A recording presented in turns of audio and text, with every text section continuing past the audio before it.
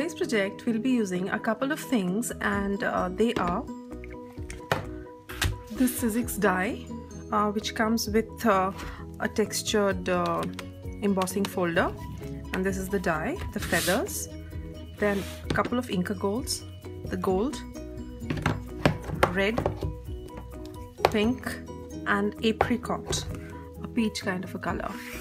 Then I'll be using this new distress ink called cracked pistachio, a blending tool, some twine and some cardstock. I'll also be using a die cutting machine to cut off my dies. To begin, I will cut the feathers from the Sizzix steel rule die, and once I'm happy with the results, I will arrange it on the Sizzix embossing folder and will run it through my Cuttlebug to get those gorgeous feathered impression.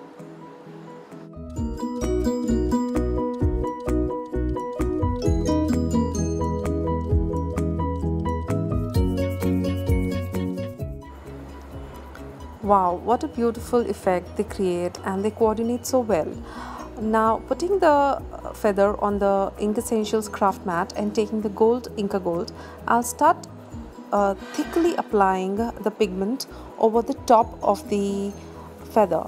I want a very intense gold color at the tips of the feather, and then I'll just fade it down and create a very rustic old gold feather. I'll create both the feathers in the similar manner, and then I'll set it to dry. I wanted to change this plain white cardstock into the cracked pistachio color, and for that I will be doing 2 coats of the color on this sheet and dry it in between. This will give me the customized colored cardstock, and I want to use this on my project today.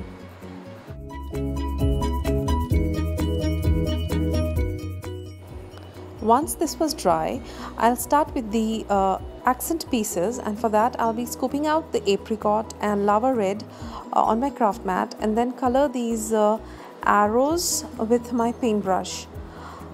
Towards the end, I also started adding these colors with my fingers so as to intensify the metallic finish.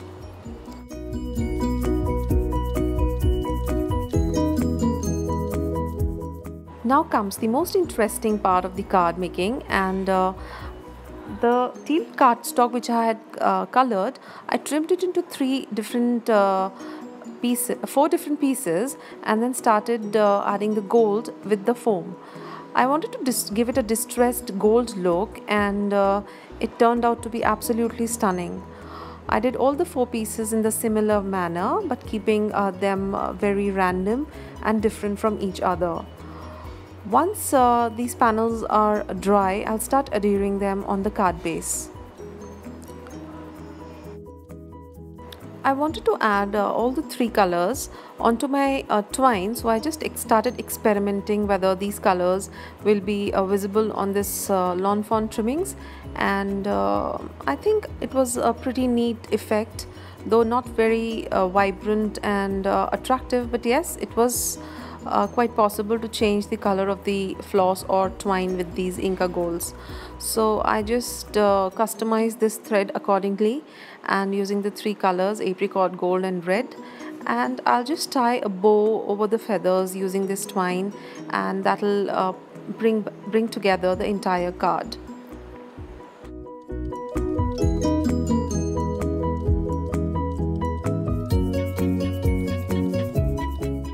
So now let's put it all together. I have taken my card base, and with the help of my ATG, I'll fix these 4 panels over the cardstock with keeping a similar distance between each other, and then with my Tombow multi-medium glue, I will stick these accent pieces on the right hand corner of the card. I wanted to use some foam dots, but then I just decided to raise one of the feathers with it and keep the other things at the same height.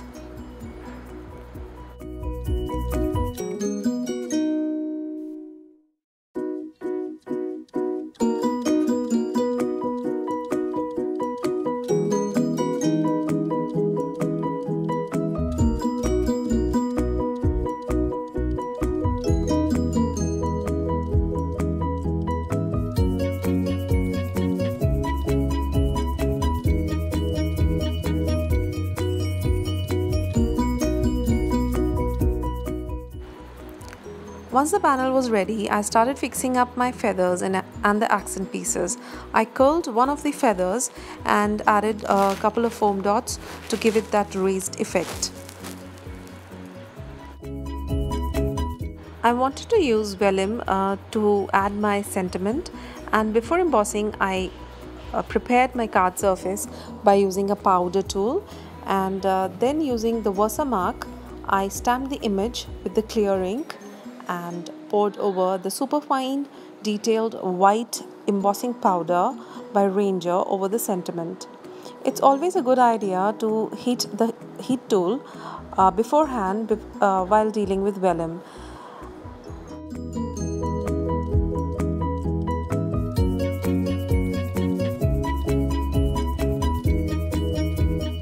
Once it was ready, I just trimmed it to the length of my choice and I adhered it on top of the card.